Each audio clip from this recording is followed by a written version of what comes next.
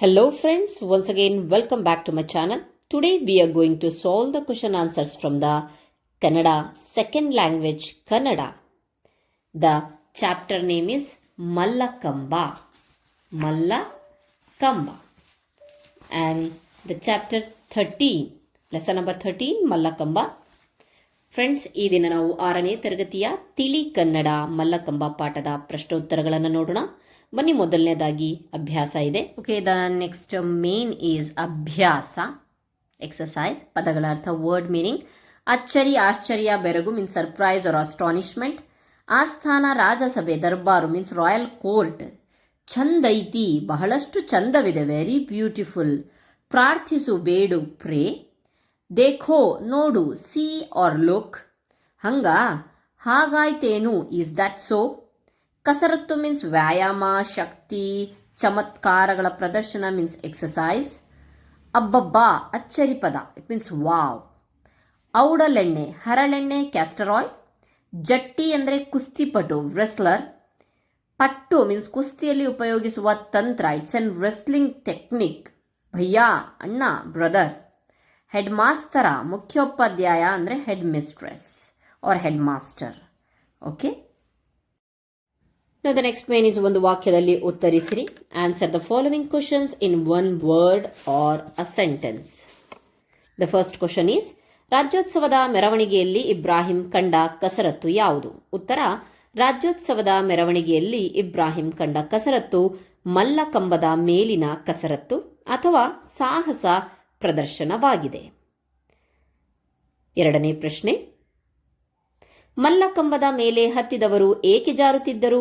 ಉತ್ತರ, ಮಲ್ಲಕಂಬದ ಮೇಲೆ ಔಡಲೆಣ್ಣೆ ಅಥವಾ ಒಡಲೆಣ್ಣೆ ಅಥವಾ ಹರಳೆಣ್ಣೆ ತೆಳ್ಳಗೆ ಸವರಿರುತ್ತಾರೆ, ಆದ್ದರಿಂದ ಹತ್ತಿದವರು ಜಾರುತ್ತಿದ್ದರು. ಮೂರನೇ ಪ್ರಶ್ನೆ, ಮಲ್ಲಕಂಬವನ್ನು ಕುಸ್ತಿ ಆಡುವವರು ಏಕೆ ಅಭ್ಯಾಸ ಮಾಡುತ್ತಾರೆ? ಉತ್ತರ, ಕುಸ್ತಿ ಆಡುವವರು ಕುಸ್ತಿಗೆ ಬೇಕಾಗುವ ಪಟ್ಟುಗಳನ್ನು ಅಂದರೆ ತಂತ್ರಗಳನ್ನು ಮತ್ತು ಎದುರಾಳಿಯನ್ನು ಸೋಲಿಸಲು ಬೇಕಾದ ತಂತ್ರಗಳನ್ನು ಕಲಿಯಲು ಮಲ್ಲಕಂಬವನ್ನು ಅಭ್ಯಾಸ ಮಾಡುತ್ತಾರೆ. ನೆಕ್ಸ್ಟ್, ನಾಲ್ಕನೇ ಪ್ರಶ್ನೆ, ಪುರಾಣ ಕಾಲದಲ್ಲಿ ಮಲ್ಲಕಂಬವನ್ನು ಯಾರು ಅಭ್ಯಾಸ ಮಾಡಿದ್ದರು? ಉತ್ತರ, ಪುರಾಣ ಕಾಲದಲ್ಲಿ ಭೀಮ, ಜರಾಸಂಧ, ಹನುಮಂತ, ವಾಲಿ ಮತ್ತು ಸುಗ್ರೀವರು ಮಲ್ಲಕಂಬವನ್ನು ಆಡುತ್ತಿದ್ದರೆಂದು ಹೇಳಲಾಗುತ್ತದೆ. ನೆಕ್ಸ್ಟ್ ಪ್ರಶ್ನೆ,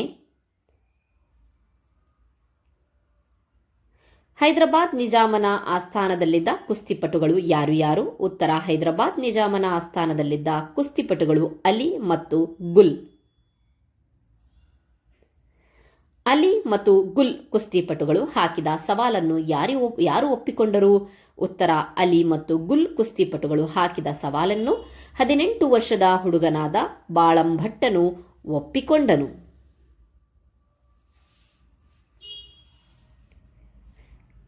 ಏಳನೇ ಪ್ರಶ್ನೆ, ಬಾಳಂಭಟ್ಟನು ಕುಸ್ತಿಪಟ್ಟುಗಳನ್ನು ಕಲಿಯಲು ಎಲ್ಲಿಗೆ ಹೋದನು? ಉತ್ತರ, ಬಾಳಂಭಟ್ಟನು ಕುಸ್ತಿಪಟ್ಟುಗಳನ್ನು ಕಲಿಯಲು ನಾಸಿಕ್ ಜಿಲ್ಲೆಯ ದಟ್ಟ ಅರಣ್ಯದಲ್ಲಿದ್ದ ಸಪ್ತಗಿರಿ ದೇವಿಯ ಗುಡಿಗೆ ಹೋದನು. ಇದಷ್ಟು ಸಹ ಒಂದು ವಾಕ್ಯದಲ್ಲಿ. ನೆಕ್ಸ್ಟ್ ಮೇನ್ 3-4 ವಾಕ್ಯಗಳಲ್ಲಿ ಉತ್ತರಿಸಿ. Answer the following in 3 or 4 sentences each. ಇಬ್ರಾಹಿಂ ಮಲ್ಲಕಂಬದ ಕಸರತ್ತನ್ನು ನೋಡಿ ಯಾವ ರೀತಿ ಆಶ್ಚರ್ಯ ವ್ಯಕ್ತಪಡಿಸಿದನು? ಉತ್ತರ, ಇಬ್ರಾಹಿಂ ಮೆರವಣಿಗೆಯಲ್ಲಿ ಕಂಬದ ಮೇಲೆ ಹತ್ತುತ್ತಿದ್ದ ಜಟ್ಟಿಯ ಪ್ರದರ್ಶನ ನೋಡಿ, ನೋಡು ಭಯ್ಯ, ಅವನು ಹೇಗೆ ಹತ್ತುತ್ತಾನೆ ನೋಡು, ಅಬ್ಬಬ್ಬಾ, ಕಂಬದ ತುದಿ ಮುಟ್ಟಿದನೆಂದರೆ ಪಸಕ್ಕನೆ ಜಾರಿಬಿಟ್ಟ, ಬಿದ್ದೆ ನೋಡು ಎಂದು ಆಶ್ಚರ್ಯ ವ್ಯಕ್ತಪಡಿಸಿದನು. ಎರಡನೇ ಪ್ರಶ್ನೆ, ಅಲಿ ಮತ್ತು ಗುಲ್ ಕುಸ್ತಿಪಟುಗಳು ಪೇಶ್ವೆಗೆ ಏನೆಂದು ಸವಾಲು ಹಾಕಿದರು? ಉತ್ತರ, ಅಲಿ ಮತ್ತು ಗುಲ್ ಎಂಬ ಕುಸ್ತಿಪಟುಗಳು ಪುಣೆಯ ಬಾಳಾಜಿ ಪೇಶ್ವೆಯ ದರ್ಬಾರಿಗೆ ಬಂದು, ನಿಮ್ಮ ರಾಜ್ಯದ ಮಲ್ಲರು ನಮ್ಮನ್ನು ಕುಸ್ತಿಯಲ್ಲಿ ಸೋಲಿಸಬೇಕು. ಒಂದು ವೇಳೆ ಸೋಲಿಸಲು ಸಾಧ್ಯವಾಗದೆ ಹೋದಲ್ಲಿ ನಮ್ಮನ್ನು ಕುಸ್ತಿಯಲ್ಲಿ ಸೋಲಿಸುವಂತಹ ಮಲ್ಲರು ನಿಮ್ಮ ರಾಜ್ಯದಲ್ಲಿ ಇಲ್ಲವೆಂದು ಪ್ರಶಸ್ತಿ ಪತ್ರ ನೀಡಬೇಕು ಎಂದು ಸವಾಲು ಹಾಕಿದರು. ನೆಕ್ಸ್ಟ್ ಪ್ರಶ್ನೆ, ಬಾಳಂಭಟ್ಟನು ಕುಸ್ತಿಪಟ್ಟುಗಳನ್ನು ಹೇಗೆ ಕಲಿತನು? ಉತ್ತರ, ಬಾಳಂಭಟ್ಟನು ಸಪ್ತಗಿರಿ ದೇವಿಯ ಗುಡಿಯ ಮುಂದಿದ್ದ ದೀಪದ ಕಂಬದ ಮೇಲೆ ಕೋತಿ ಕಸರತ್ತು ಮಾಡುತ್ತಿರುವುದನ್ನು ನೋಡಿದನು.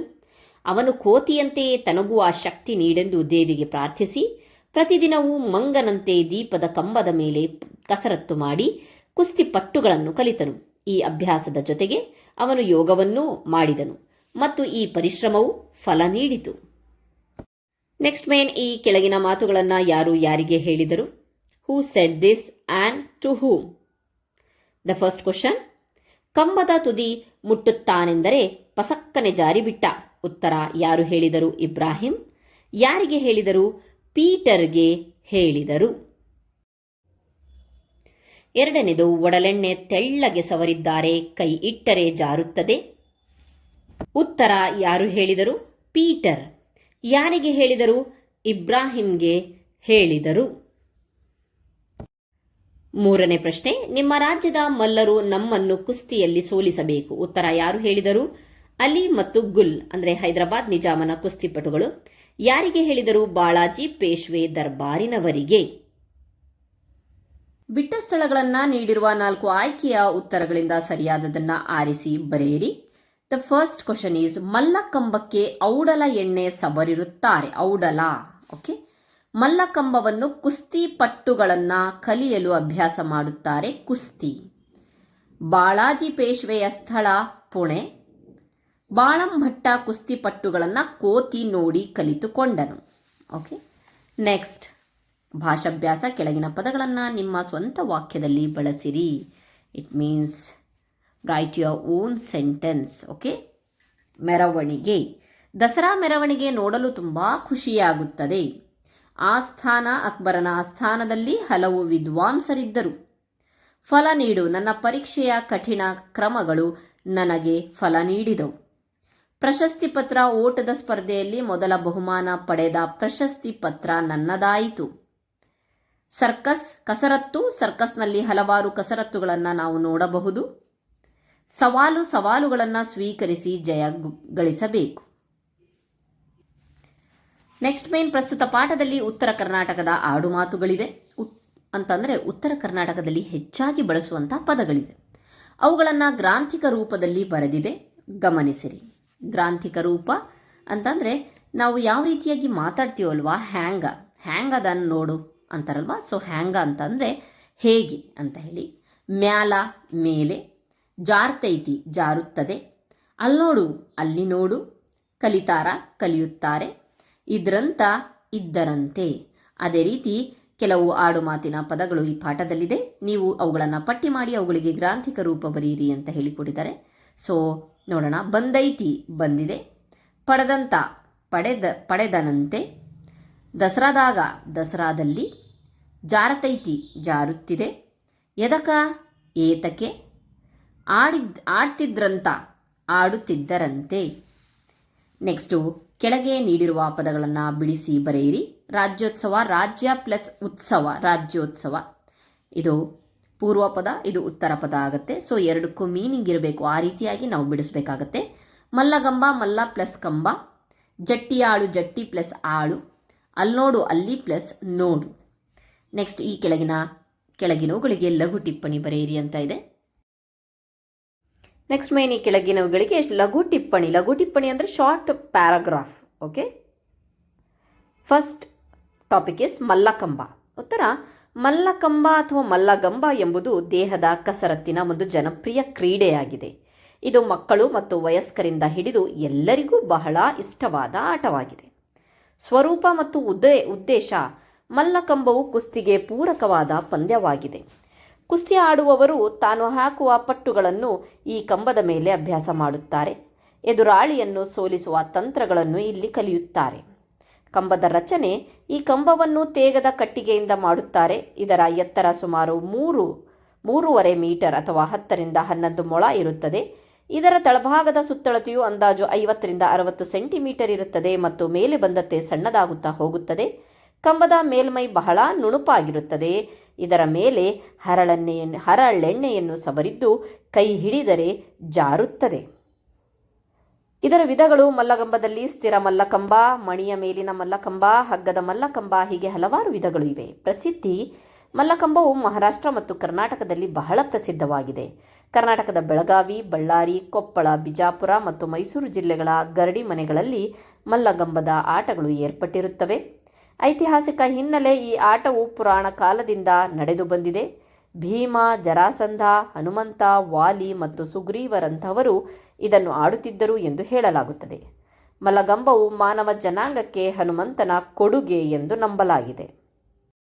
Next topic: Rajyotsava. ಉತ್ತರ: ರಾಜ್ಯೋತ್ಸವವು ಒಂದು ಉತ್ಸವವಾಗಿದ್ದು ಮಲ್ಲಕಂಬದ ಪಾಠದಲ್ಲಿ ಇದರ ಸಂದರ್ಭವನ್ನು ಉಲ್ಲೇಖಿಸಲಾಗಿದೆ. ಮಲ್ಲಕಂಬದ ಕಸರತ್ತುಗಳು ರಾಜ್ಯೋತ್ಸವದ ಮೆರವಣಿಗೆಯ ಸಂದರ್ಭದಲ್ಲಿ ನಡೆಯುತ್ತವೆ. ಈ ಮೆರವಣಿಗೆಯಲ್ಲಿ ಕಂಬವನ್ನು ಎತ್ತಿನ ಗಾಡಿಯ ಮೇಲೆ ಇರಿಸಿ ಅದರ ಮೇಲೆ ಜಟ್ಟಿಯಾಳುಗಳು ವಿವಿಧ ಕಸರತ್ತುಗಳನ್ನು ಮತ್ತು ಸಾಹಸಗಳನ್ನು ಪ್ರದರ್ಶಿಸುತ್ತಿದ್ದರು. ಸಾವಿರಾರು ಜನರು ಈ ಕಸರತ್ತುಗಳನ್ನು ಆಶ್ಚರ್ಯದಿಂದ ನೋಡುತ್ತಿದ್ದರು. ನೆಕ್ಸ್ಟ್ ಟಾಪಿಕ್: ದಸರಾ ಉತ್ಸವ. ದಸರಾ ಉತ್ಸವವು ಕರ್ನಾಟಕದಲ್ಲಿ ಪ್ರಸಿದ್ಧವಾಗಿದ್ದು ಈ ಸಂದರ್ಭದಲ್ಲಿ ಮಲ್ಲಕಂಬದ ಆಟಗಳು ಹೆಚ್ಚು ಪ್ರದರ್ಶನಗೊಳ್ಳುತ್ತವೆ. ಮೈಸೂರು ದಸರಾ ಸಮಯದಲ್ಲಿ ಮಲ್ಲಕಂಬದ ಆಟಗಳನ್ನು ಬಹಳಷ್ಟು ಆಡಲಾಗುತ್ತದೆ. ಮೈಸೂರು ಮಾತ್ರವಲ್ಲದೆ ಬೆಳಗಾವಿ, ಕೊಪ್ಪಳ, ಹೊಸಪೇಟೆ, ಧಾರವಾಡ ಮತ್ತು ಗದಗಿನಲ್ಲೂ ದಸರಾ ಸಮಯದಲ್ಲಿ ಈ ಆಟಗಳು ನಡೆಯುತ್ತವೆ.